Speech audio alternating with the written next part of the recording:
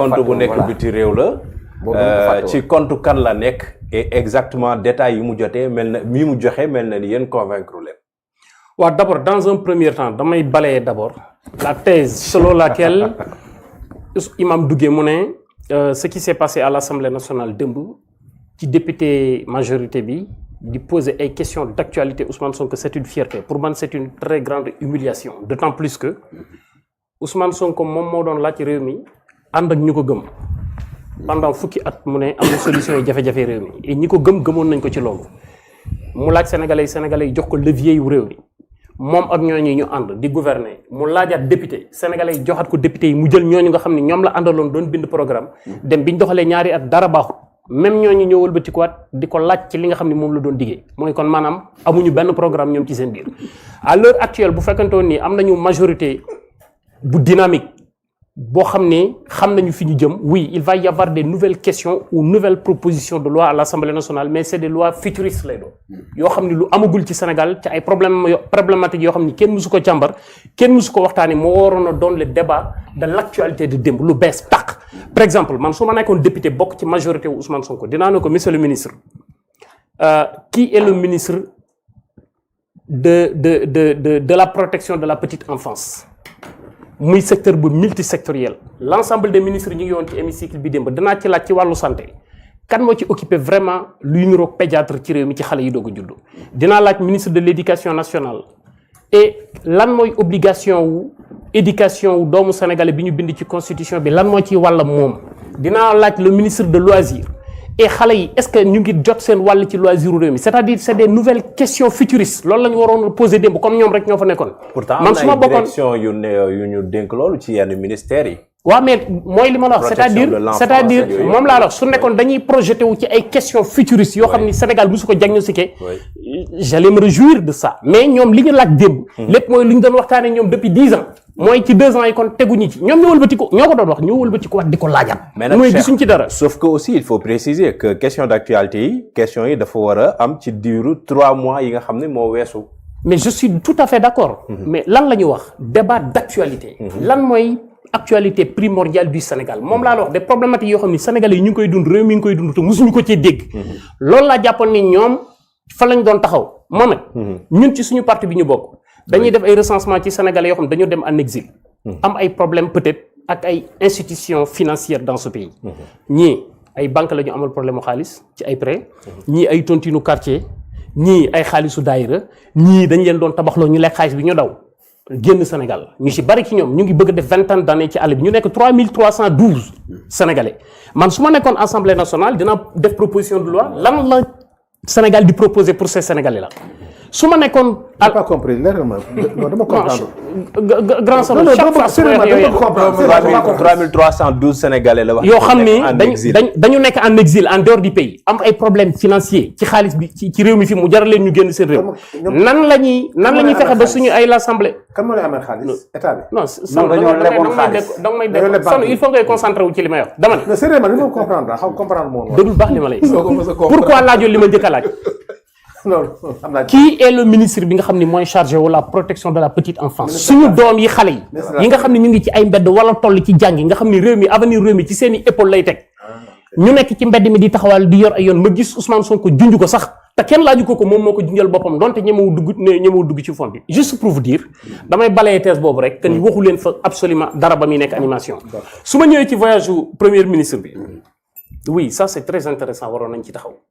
parce que y a 2 options qui étaient devant le premier ministre il en a choisi une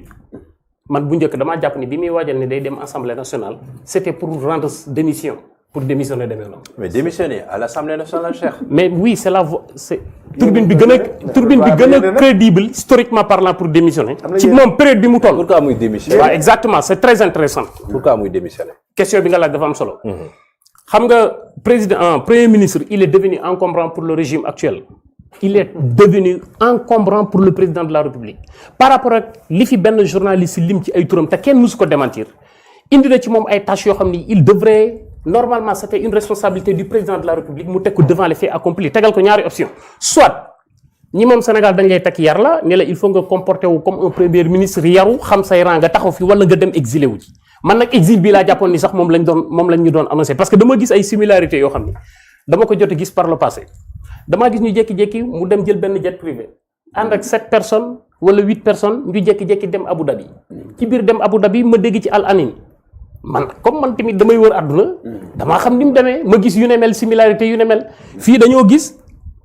président Macky Sall jékki-jékki génn Karim Wade dugal ko ci jet privé boole koog lu war a mat 15 valises ca biir valise yi ay yére nga ca ay saafara nga ca or nga ca jamaa nga ca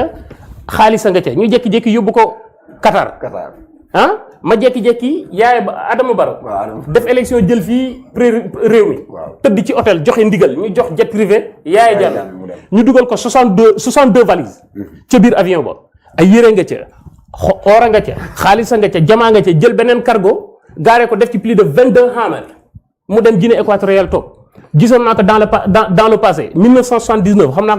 Charles dina xam li may wax Idi Amin Dada bañ koy exil bu négocié la ñu ramassé ko boole ko li mu bëgg lépp pour man Ousmane Sonko ci phase boobu la nekkoon ni ko da nga yor wala nga dem exilé pour man damaa jàppoon ni dañ ko jox avion ni ko demal xool peut-être Dubaï foofu bëgg ñu jëndal la loo bëgg ministre des finances ngi nii ministre de l'intégration africaine yi nii ànd leen ak moom bu dee bu fa gisee benn hôtel bu mën a dëkk ngeen jëndal ko mu ñëw toog loolu laa jàppoon loolu lay annoncé mais comme loolu amul maintenant bi mu ñëwee li ma sentir démb ci hémicycle bi oui mooy Ousmane Sonko mu yaru mu jël décision yaru te président Diomaye Faye yar ko très sincèrement mu bëgg a xamal askanu Sénégal ni désormais dorénavant dinaa nekk ci rang yi ma mérito waaye nag il faut ma jaxase pour ma jaxase il faut ma jaxase ñi yore justice bi ak sénégalais yi jaxase ñi yore justice bi ak le président de la république xamal askan bi di danaa yaru mais ni ma koy defee comme ni may def ak ñi may topp nga xam lu ma leen wax non mais grand bu reetaan waaye non mais li des ci temps la ko may jëleen sur les 1000 milliards sur les 1000 milliards ko yow lu ci sa may na ko sur les 1000 milliards sur les 1000 milliards c'est une question boo xam ne dama ko fàtte woon am na temps de parole bokk yow bàyyil grand Cheikh daf koy divertir kii amul temps de parole alors balaa ma koy fàtte je vous rappelle que Samao moom mooy sponsor officiel voilà bu émission bii di càmbar donc nañ yeneen annonceurs yi def ni moom fexe ñëw ñu liggéey ensemble ci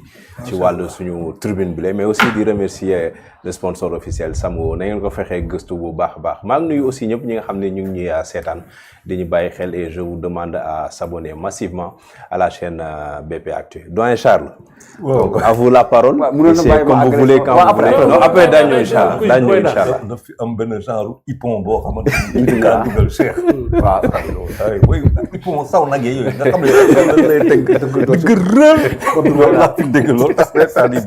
non hippon bi métti na. moo tax dagg na ma de il est très fort. non ak xam non daa xam non frotté yu métti yi lay xalaat après frotté yi la man jàpp si affaire bi mooy am na constat bon premier constat bu ñu mën a jàpp mooy que quand même c'était après déclaration de politique générale bi bu ñu xoolee février dem na fa demaat na foofu donc c'était la 4e fois premier ministre di dem defe naa suma juum